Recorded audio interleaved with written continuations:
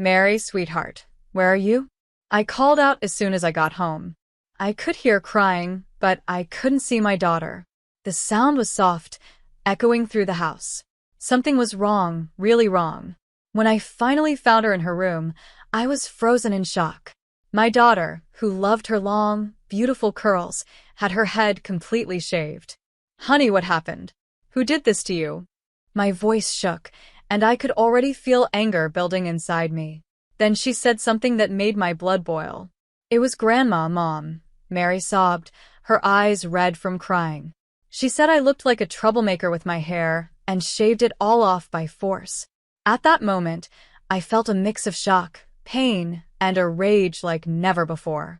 Right there, I swore I'd get revenge. Hi, I'm Julie, 38 years old, single, and a full-time mother. My life revolves around one person, my 15-year-old daughter, Mary. We live in a small, simple house in the suburbs. It's nothing fancy, but it's our safe place. Between my tiring shifts as a nurse, I do everything I can to make sure we have food on the table and a roof over our heads. It's tough, but no one ever said life would be easy. Mary is a whirlwind of creativity and intelligence. Her curls are so beautiful, even Rapunzel would be jealous, and she loves showing off her personality through them. If it were just the two of us, life would be perfect. But there's a dark cloud that hangs over our peace. Lauren, my ex-mother-in-law, lives way too close to us. Lauren is 72 years old, a widow, and has a sharp tongue. She helps look after Mary after school, and I know I should be thankful, but the price I pay is constant criticism. Julie, dear, she always starts with that annoying tone that makes my skin crawl.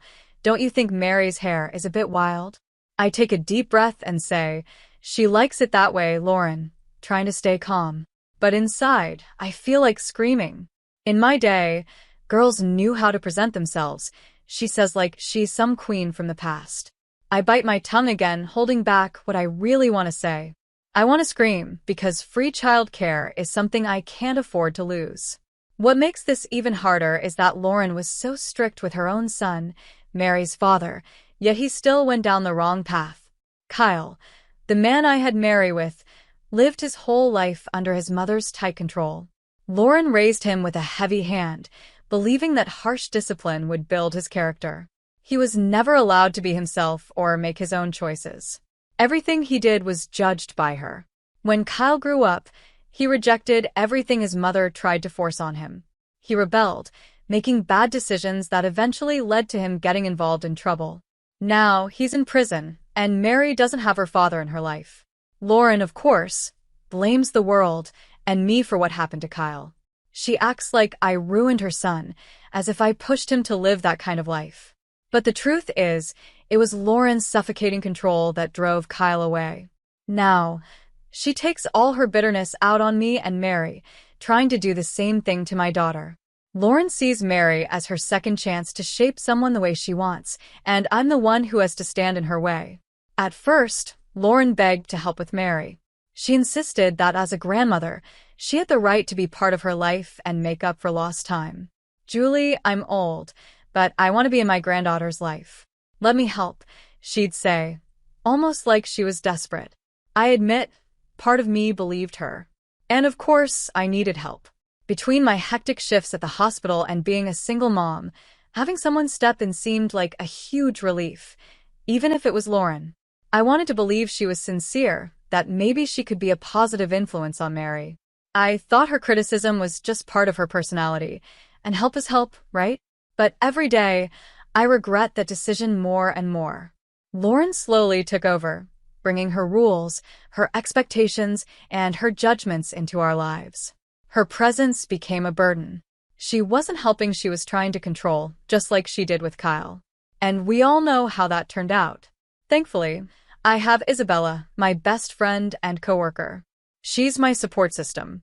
How do you deal with that old witch? She asked me the other day over coffee, pouring sugar into her cup like she was trying to make the conversation less bitter.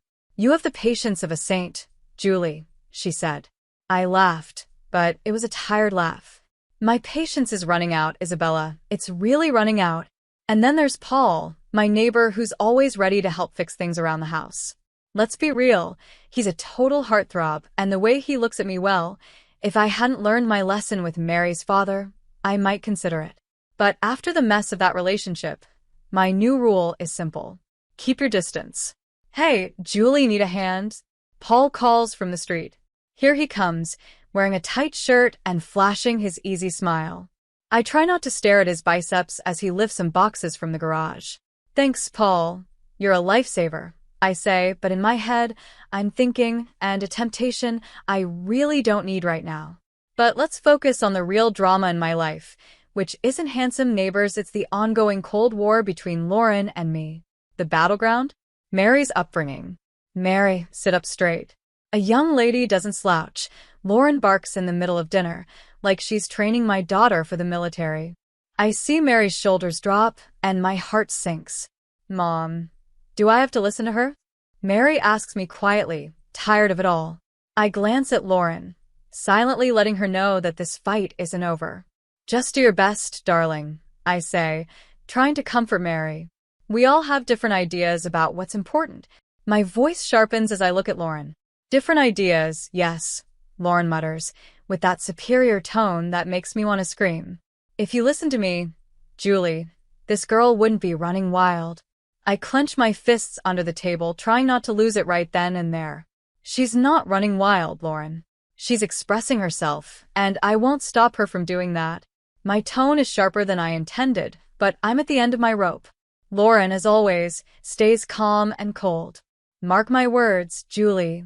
Without discipline, that girl will end up in trouble. I watch as Mary goes to her room, her curls bouncing. Curls I wouldn't be seeing for much longer. A shiver runs down my spine. I've been holding this situation together for so long, but something inside me is screaming that it's about to blow, and it's going to be ugly. After a long extra shift at the hospital, all I wanted was to come home, hug Mary, and forget about Lauren for a while. But as soon as I walked through the door, I felt it. Something was terribly wrong. Mary, sweetheart, I'm home, I called out, but there was no answer. The silence was thick, creeping over me like a bad feeling. It was the kind of silence that only comes right before something awful happens. I ran to her room, and when I opened the door, my heart stopped. Mary was curled up on the bed, sobbing, her whole body shaking with her tears. When she finally looked up at me, I nearly collapsed. Her beautiful curls were gone. Not a single strand of hair was left. Her head was shaved all the way to the scalp. Mom, Mary cried, running into my arms. Grandma did this while I was sleeping. I held her tight, trying not to fall apart right there. My love, everything's going to be okay. We'll fix this, I whispered, but inside, I was burning with anger. My mind screamed, how dare that woman do this to my daughter? Furious, I stormed into the living room like a hurricane. Lauren was sitting there, calm as ever, acting like nothing had happened. Cool as a cucumber. My daughters, I yelled, my voice echoing through the house. What the hell have you done? I was trembling with rage, but Lauren didn't even flinch. I did what needed to be done, she replied, her voice calm, as if what she'd done was perfectly reasonable. That girl was becoming too vain and disobedient, Julie. I almost laughed at how absurd her words were. Vain? Disobedient? She's 15, Lauren. What on earth are you talking about? It's time she learned some discipline, Lauren said with her usual coldness, as if she were laying down some unarguable fact. In my day, girls who cared too much about their looks, who spent time in front of the mirror, like Mary, ended up lost. You think it's just hair, but that's how it starts. Today it's curls, tomorrow it's makeup and fancy clothes, and before you know it, she'll be pregnant and ruined. I couldn't believe what I was hearing. Pregnant? Lost? Mary is 15, Lauren. I shouted, completely stunned. Lauren kept talking like she was quoting some outdated manual from the 1948s. My body trembled with anger, my voice shaky from the hatred I was trying to hold back. She's a child, not a grown woman. What you did isn't discipline, it's cruelty. Don't be naive, Julie, Lauren said, shaking her head in disapproval. If you keep letting her be vain, giving her all this freedom, she'll end up just like her father, lost, with no direction or morals. That was it. I snapped. Shut up, I screamed. This isn't your time, you old witch. You shaved her head against her will. That's not discipline, it's abuse. And I'm calling the police. Lauren laughed, a dry, bitter laugh like someone who thinks they're above everyone else. The sound filled the room. Oh, Julie, don't be so dramatic. You're weak, always have been. I've tolerated your soft parenting for too long. Someone had to step in before Mary turned into a delinquent. She was heading down the same wrong path as her father, and you didn't even notice, Lauren said coldly. That was the final straw. My already fragile self-control broke in that moment. My hands were shaking, and my whole body trembled with fury. How dare she compare Mary to Frank, as if it were my fault, as if I had failed. Get out of my house. Now, I yelled, unable to stop the tears that were rolling down my face. I will never let you touch my daughter again. Lauren, as cold as ever, calmly gathered her things without showing any regret. Mark my words, Julie. You will regret not listening to me, she said, her words dripping with venom. When the door finally closed behind her, my strength collapsed. The tears came freely now. I felt like I had failed to protect my daughter. But in that moment, I made a silent promise. Lauren would never have the power to hurt us again. Suddenly, a knock on the door startled me. It was Paul, my neighbor. He had a worried look, the kind only someone who truly cares about you could have. Julie, is everything okay? I heard shouting. He asked, concern in his voice. The moment he saw my face, he knew something terrible had happened. What happened? He asked softly but urgently. I couldn't find the words. I just pointed toward Mary's room. When Paul saw her, his eyes widened in shock. Oh my God! Who did this? He whispered. Lauren, I muttered, my voice shaking with hatred, each word heavy with anger. Paul's expression changed from that of a friendly neighbor to someone ready for battle. This is unacceptable. I'm calling the police right now, he declared. No, Mary cried, her voice broken, her eyes filled with fear. I don't want anyone to see me like this. She curled up in my arms, and I held her tightly, trying to shield her from the pain that had pierced her heart. It's okay, my love, I whispered, trying to comfort her. We won't do anything you don't want to do. I'm here. Paul knelt beside us, his face showing both deep concern and restrained anger. Is there anything I can do? He asked, his voice kind but firm, like someone who wouldn't tolerate injustice. Before I could answer, my phone vibrated. It was Isabella, my best friend. Her voice was full of worry. Julie, what's going on? I got your message, and it sounded like you were falling apart. I tried to speak, but the words barely came out between sobs. I told her what had happened that night. That witch. Isabella shouted over the phone, filled with rage on my behalf. I'm coming over right now, Isabella said, and before I could even catch my breath, there was another knock at the door. In just a few minutes, she was inside, arms full of bags, looking like a hero ready for battle. Okay, here's the plan, she said with determination, pulling out tissues, hats, and fashion magazines. I brought ideas for pixie cuts and some inspiration for colored streaks. We're going to fix this right now. Mary, still heartbroken, managed a small smile as Isabella got to work. At that moment, I realized how lucky I was to have a friend like her. Isabella was always the one who knew how to solve things with a practical approach and a bit of humor. Relax. Aunt Isabella is here to save the day. And if that old witch comes back, we'll deal with her with a haircut and an axe, she joked, trying to lighten the mood. As Isabella worked on Mary's hair, making the best of what was left, Paul came closer, and I started to open up.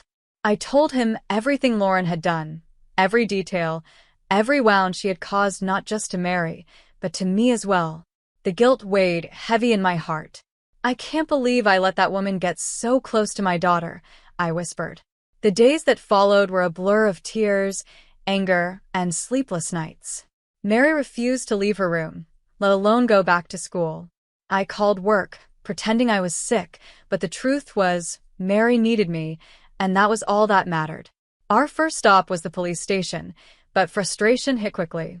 The officer, looking completely uninterested, said, "I'm sorry, ma'am, But since there was no physical harm, this is a civil matter.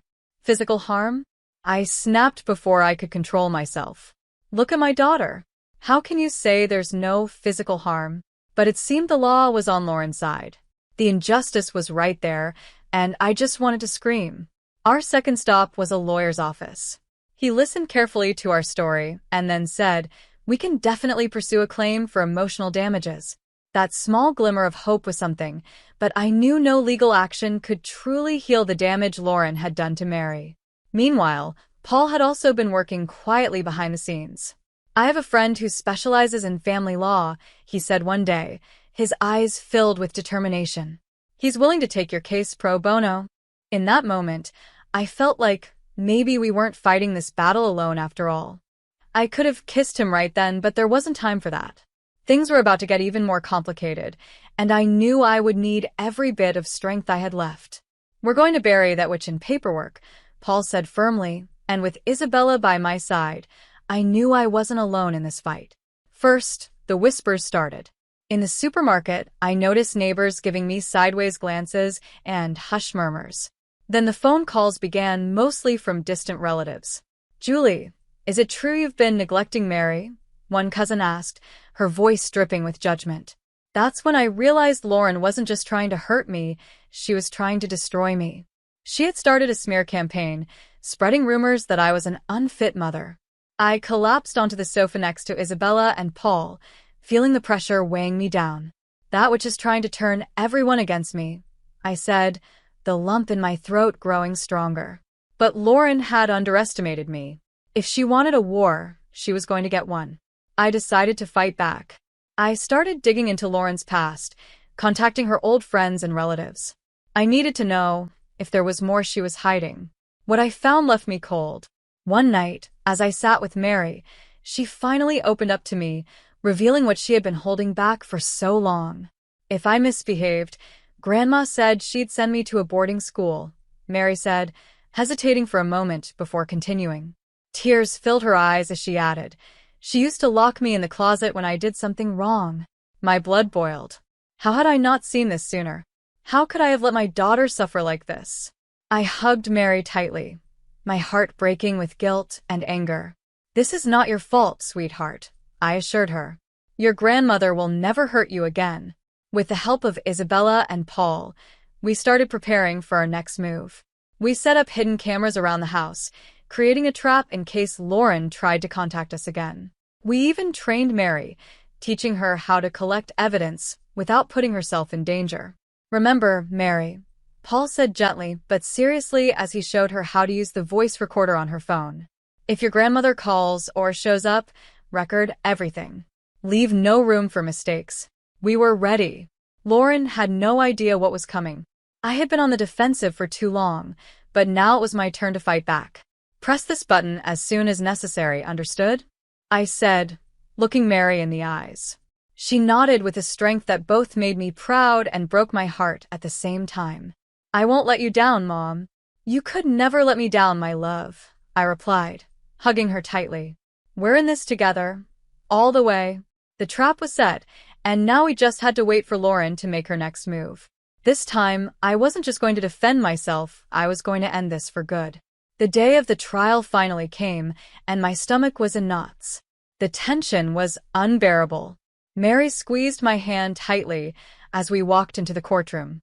Her eyes were focused on the floor, but her determination gave me strength. "You can do this, Mom," she whispered. Her courage fueled me, giving me strength I didn't know I had. Our lawyer began presenting our case, and it was like a mountain of evidence was crashing down on Lauren. The footage from the hidden cameras showed everything: her invading our home, her hateful words echoing in the courtroom. "You ungrateful brat. I'll teach you to never disobey me again," her voice boomed from the recordings. The judge, who had stayed calm up until then, grew more serious with each vile word Lauren had spoken. But that was only the start. One by one, witnesses took the stand: former family friends, nannies, even Mary's old piano teacher. They all shared their stories. "She told me if I didn't make Mary practice piano for 5 hours a day, she'd fire me," the teacher said, his voice shaking. The stories kept coming, building an airtight case against Lauren. But the most powerful moment was when Mary gave her testimony. My brave little girl stood there, her voice trembling, but filled with determination.